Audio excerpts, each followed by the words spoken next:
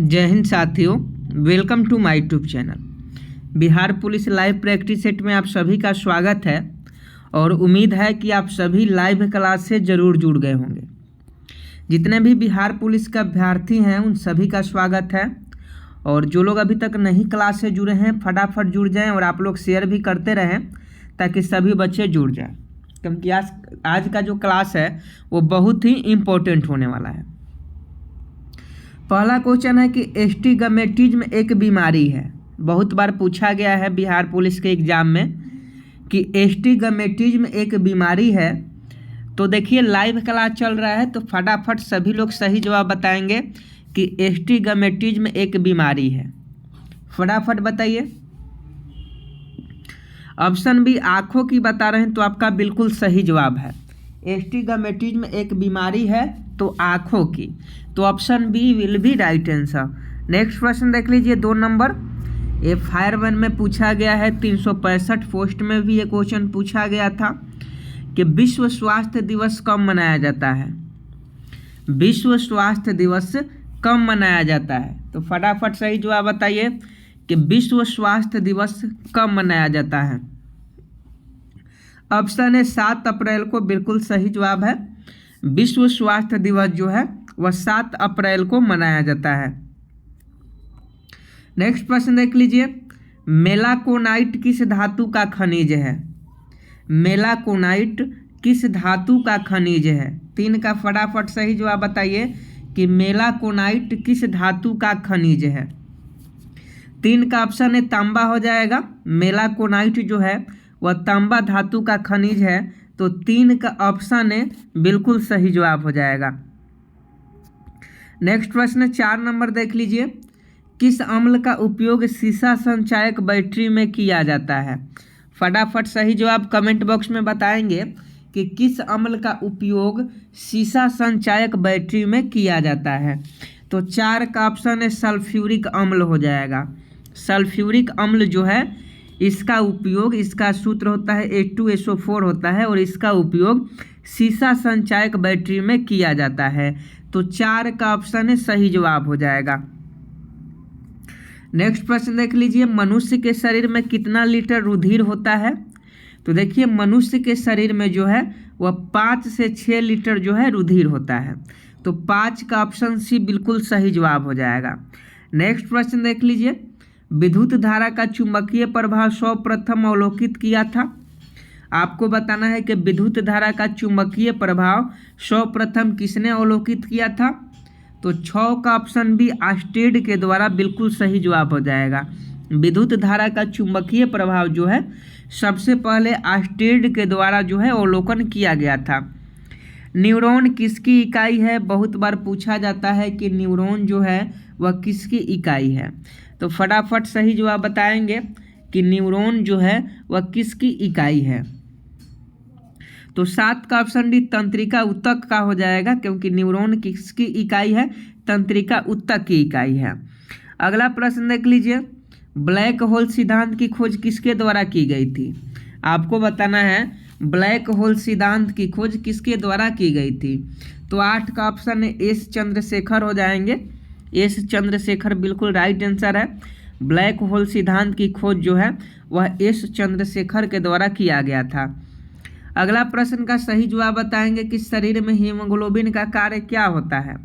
आप सभी लोग बताएंगे कमेंट बॉक्स में कि शरीर में हीमोग्लोबिन का काम क्या होता है। तो आप सभी जानते हैं कि शरीर में जो हीमोग्लोबिन है वो ऑक्सीजन का परिवहन करता है। मतलब एक अंग से दूसरे अंग में हीमोग्लोबिन जो है ऑक्सीजन का परिवहन करता है। तो ऑप्शन ए सही जवाब हो जाएगा। अगर क्वेश्चन पूछे एग्जाम में कि शरीर में हीमोग्लोबिन का क्या कार्य होता है, तो ऑक्सीजन का परिवहन करना होता है। अगला प्रश्न का सही जवाब बताइएगा कि रेडियोधर्मी तत्व जिसका भारत में विशाल भंडार पाया जाता है कौन सा है। फटाफट सही जवाब बताइएगा कि रेडियोधर्मी तत्व जिसका भारत में विशाल भंडार पाया जाता है। देखते हैं कितने लोग इस प्रश्न का सही जवाब बताते हैं। तो 10 का ऑप्शन भी थोरियम हो जाएगा। रेडियोधर्मी तत्व जो है वह रेडियोधर्मी तत्व जो है भारत में सबसे बड़ा विशाल भंडार जो है वह थोरियम का है। तो 10 का ऑप्शन भी बिल्कुल राइट आंसर हो जाएगा। याद कर लीजिएगा, thorium will be right answer. अगला प्रश्न देख लीजिए, किसी मानव आँख की रेटिना पर बना प्रतिबिंब कैसा होता है। आपको बताना है कि किसी मानव आँख की रेटिना पर बना प्रतिबिंब कैसा होता है। 11 का फटाफट सही जवाब बताइएगा कि किसी मानव आँख की रेटिना पर बना प्रतिबिंब कैसा होता है। तो 11 का ऑप्शन बी हो जाएगा, वास्तविक एवं उल्टा होता है। किसी मानव आँख की रेटिना पर बना प्रतिबिंब जो होता है वह वास्तविक और उल्टा होता है। तो 11 का ऑप्शन भी वास्तविक और उल्टा बिल्कुल राइट आंसर हो जाएगा। अगला प्रश्न देख लीजिए, फोटोग्राफी में उपयोग किया गया प्रकाश संवेदी यौगिक है। आपको बताना है कि फोटोग्राफी में कौन सा प्रकाश संवेदी यौगिक जो है उसका उपयोग किया जाता है। तो इसका सही जवाब सिल्वर ब्रोमाइड हो जाएगा। सिल्वर ब्रोमाइड का फोटोग्राफी में उपयोग किया जाता है। एसएससी में भी पूछा गया है, रेलवे में भी पूछा गया है और बिहार पुलिस में भी कई बार पूछा गया है कि फोटोग्राफी में उपयोग किया गया प्रकाश संवेदी यौगिक जो है वो सिल्वर ब्रोमाइड होता है। हमारे भोजन में संरक्षणात्मक खाद्य पदार्थ है। आपको बताना है कि हमारे भोजन में संरक्षणात्मक खाद्य पदार्थ कौन सा है। ऑप्शन देख लीजिए, उसके बाद ही सही जवाब बताइएगा। तो 13 का देख लीजिए, 13 का 4 ऑप्शन है, चारों में से जो भी सही है। हमारे भोजन में संरक्षणात्मक खाद्य पदार्थ आपको बताना है, देख लीजिए। तो 13 का ऑप्शन सी हो जाएगा, विटामिन एवं खनिज। हमारे भोजन में जो विटामिन एवं खनिज है वह संरक्षणात्मक पदार्थ है। अगला प्रश्न देख लीजिए, 14 नंबर है कि 1 ग्राम वाले पदार्थ का तापमान 1 डिग्री सेल्सियस बदलने के लिए आवश्यक ऊष्मा की मात्रा को क्या कहते हैं। तो देखिए 14 का जो सही जवाब हो जाएगा, फटाफट सही बताइए आप लोग कि 1 ग्राम वाले पदार्थ का तापमान 1 डिग्री सेल्सियस बदलने के लिए आवश्यक ऊष्मा की जो मात्रा होती है उसे क्या कहते हैं। तो उसे हम लोग विशिष्ट ऊष्मा कहते हैं। क्या कहते हैं? विशिष्ट ऊष्मा कहते हैं। तो इसका सही जवाब ऑप्शन ए हो जाएगा। 1 ग्राम वाले पदार्थ का तापमान 1 डिग्री सेल्सियस बदलने के लिए जो ऊष्मा की आवश्यकता होती है उसे हम लोग विशिष्ट ऊष्मा कहते हैं। पीतल किसका मिश्रण है? देखिए ऐसे क्वेश्चन में कंफ्यूज हो जाते हैं। कभी पूछता है कि स्टील किसका मिश्रण धातु है, कभी पूछता है सोल्डर किसका मिश्र धातु है, कभी पूछ दिया कि पीतल किसका मिश्रण होता है। तो 15 का जो सही जवाब हो जाएगा वो ऑप्शन सी तांबा और जास्ता का हो जाएगा। देखिए पीतल अगर पूछे कि पीतल किसका मिश्र धातु है तो तांबा और जास्ता याद रखिएगा। एक याद रखिएगा तो 2 अपने से ही याद हो जाएगा। जैसे देख लीजिए, अगर क्वेश्चन पूछे कि शोल्डर जो है जिसे हम लोग टाका कहते हैं तो शोल्डर किसका मिश्रण धातु होता है, तो इसका सही जवाब क्या हो जाएगा? तो इसका सही जवाब जो हो जाएगा वह सीसा और टीन हो जाएगा, क्योंकि तांबा और जास्ता तो होता है आपका पीतल का मिश्रण। माने पीतल किसका मिश्रण होता है? तांबा और जास्ता का होता है, और सीसा और टीन का जो मिश्रण होता है वो शोल्डर होता है। तो 2 तो यही आपको याद हो गए होंगे। अगला प्रश्न देख लीजिए, सोडा वाटर बनाने के लिए कौन सी गैस प्रयुक्त की जाती है। आपको बताना है कि सोडा वाटर बनाने के लिए कौन सी गैस प्रयुक्त की जाती है। तो 17 का ऑप्शन सी CO2 हो जाएगा। कार्बन डाइऑक्साइड का उपयोग किया जाता है सोडा वाटर बनाने के लिए। तो 17 का ऑप्शन सी सही जवाब हो जाएगा। अगला प्रश्न देख लीजिए कि वह उपकरण जो विद्युत ऊर्जा को यांत्रिक ऊर्जा में बदलता है क्या कहलाता है। बहुत बार एग्जामों में पूछा गया है, विभिन्न प्रकार के बहुत सारे एग्जाम में क्वेश्चन पूछा जाता है कि वह उपकरण का नाम बताइए जो विद्युत ऊर्जा को यांत्रिक ऊर्जा में बदल देता है। तो 18 का ऑप्शन भी विद्युत मोटर हो जाएगा। विद्युत मोटर जो होता है वह विद्युत ऊर्जा को यांत्रिक ऊर्जा में बदल देता है। अगला प्रश्न देख लीजिए, 19 नंबर है कि गतिज ऊर्जा का अभिव्यंजक क्या होता है। पूछता है कि गतिज ऊर्जा का सूत्र क्या होता है, कई बार पूछता है एग्जाम में। तो याद रखिएगा हाफ mv स्क्वायर होता है। तो 19 का ऑप्शन डी हो जाएगा। हाफ mv स्क्वायर जो होता है गतिज ऊर्जा का व्यंजक होता है। तो गतिज ऊर्जा बराबर क्या होता है? हाफ mv स्क्वायर इसका व्यंजक होता है। तो ऑप्शन डी याद रखिएगा। प्रतिध्वनि किसके कारण सुनी जाती है। क्वेश्चन देख लीजिए, प्रतिध्वनि किसके कारण सुनी जाती है, जिसे हम लोग इको कहते हैं। इंटर में इको एक चैप्टर पढ़ना है, प्रतिध्वनि।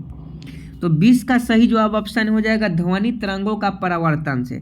जब आप किसी पहाड़ी वाले इलाका में जाएंगे या तो वहाँ बोलेंगे कुछ भी तो आपको डबल सुनाई देगी, मतलब जितना तेज आप इधर से बोलिएगा उतना ही तेज उधर से आवाज़ आएगी। तो इसे हम लोग प्रतिध्वनि कहते हैं। तो ध्वनि तरंगों का परिवर्तन के कारण ऐसा होता है। अगला प्रश्न देख लीजिए 21 नंबर की, पानी से भरे एक बर्तन में बर्फ का एक टुकड़ा तैर रहा है।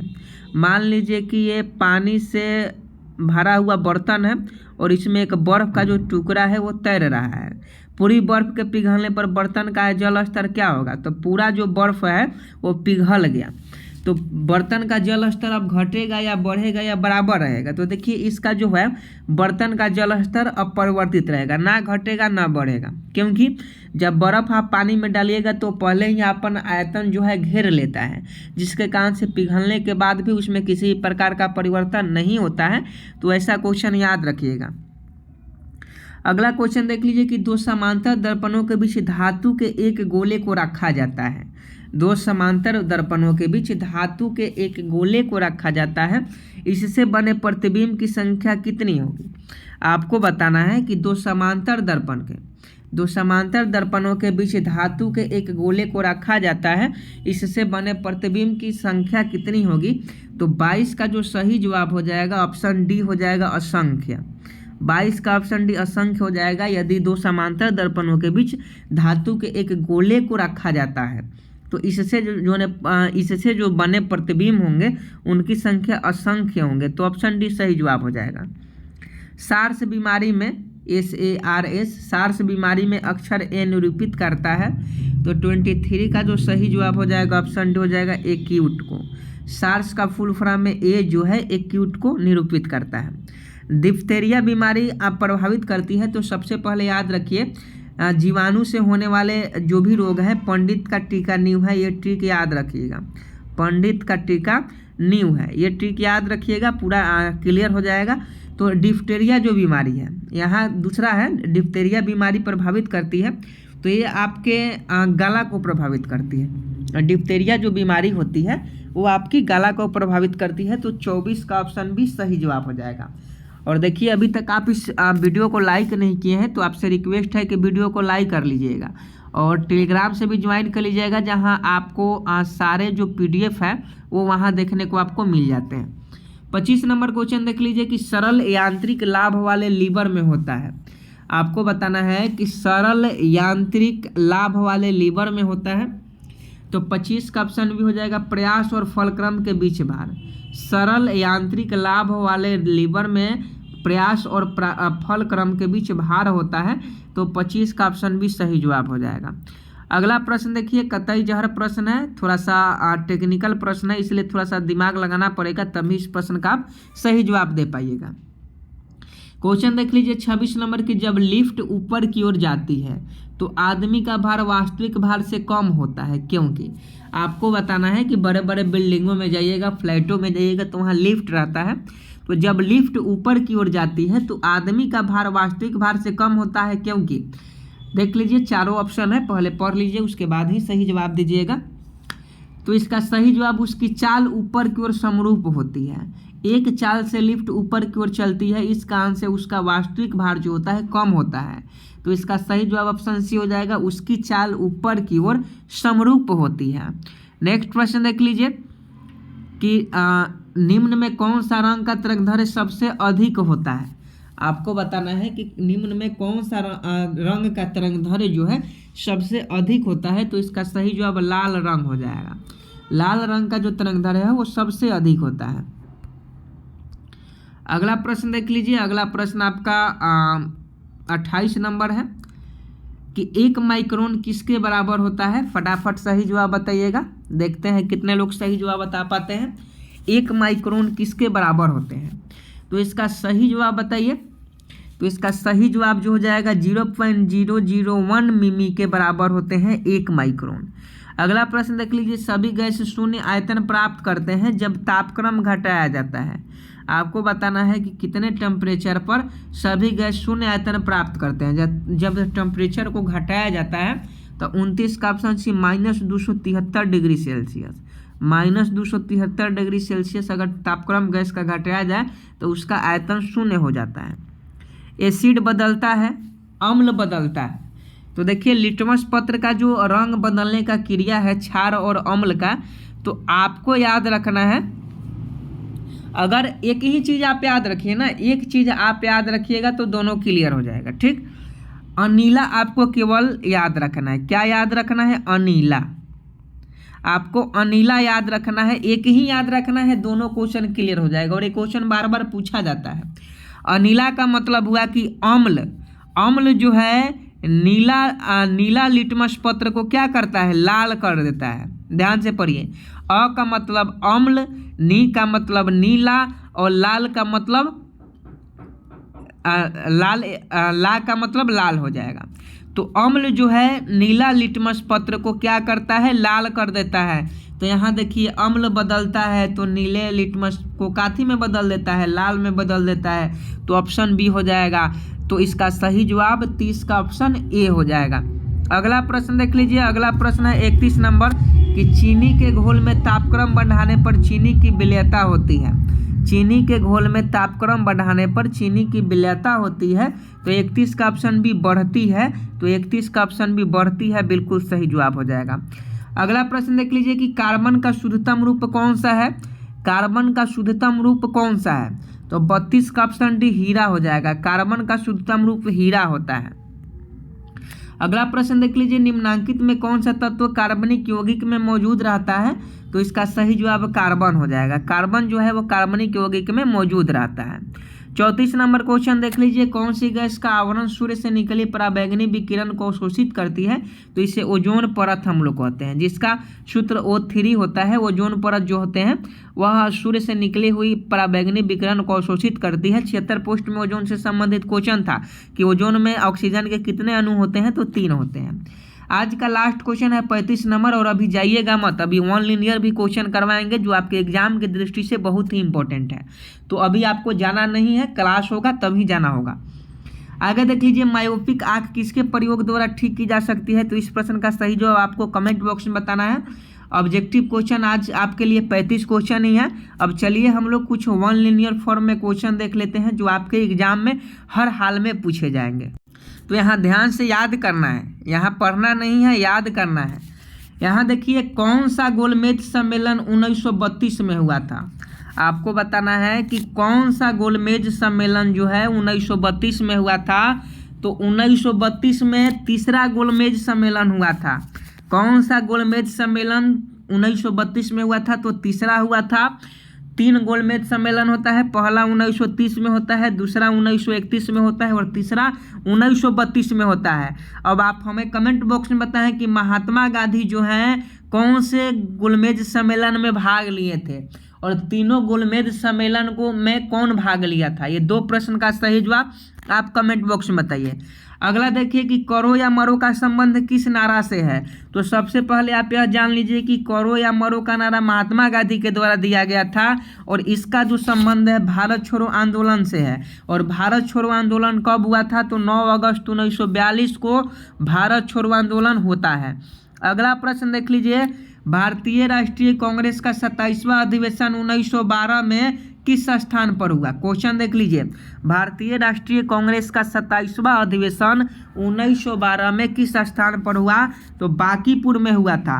सबसे लास्ट में जो 1912 में बिहार में हुआ था और बांकीपुर में हुआ था। और अध्यक्ष कौन थे? RN मुधोलकर जो थे वह अध्यक्ष थे। तो यहाँ याद रखिएगा। अगला प्रश्न देख लीजिए, हजारीबाग में बिहारी स्टूडेंट कॉन्फ्रेंस का 16वां अधिवेशन हुआ था। आपको बताना है कि हजारीबाग में बिहारी स्टूडेंट्स कॉन्फ्रेंस का 16वां अधिवेशन कब हुआ था? तो 1921 में हुआ था। अगला प्रश्न देख लीजिए, लॉर्ड सिन्हा ने 1921 में कहाँ के गवर्नर पद से त्याग पत्र दिया? तो इसका सही जवाब बिहार उड़ीसा हो जाएगा। बिहार उड़ीसा उस समय एक ही में सम्मिलित था। तो वहाँ के गवर्नर जो थे लॉर्ड सिन्हा थे, जिन्होंने 1921 में त्याग पत्र दे दिया। अगला प्रश्न देखिए कि गुप्त सम्राट जिसने हुनों को पराजित किया था? तो चंद्रगुप्त द्वितीय, जिन्हें विक्रमादित्य भी कहा जाता है, एक गुप्त सम्राट थे जिन्होंने हुनों को पराजित किया था। राजतरंगिणी पुस्तक किसने लिखा था? तो राजतरंगिणी के लेखक कलहन है, याद रखिएगा। राजतरंगिणी के लेखक कौन है? कलहन है। अगला प्रश्न देख लीजिए कि किस अभिलेख में रुद्रदमन प्रथम की विभिन्न उपलब्धियां वर्णित है? तो जूनागढ़ का अभिलेख। याद रखिएगा, अगर क्वेश्चन पूछे कि किस अभिलेख में रुद्रदमन प्रथम की विभिन्न उपलब्धियां वर्णित है, तो जूनागढ़ के अभिलेख में। अगला प्रश्न देख लीजिए, अलाउद्दीन खिलजी को आक्रमण के समय देवगिरी का शासक कौन था? तो रामचंद्र देव थे।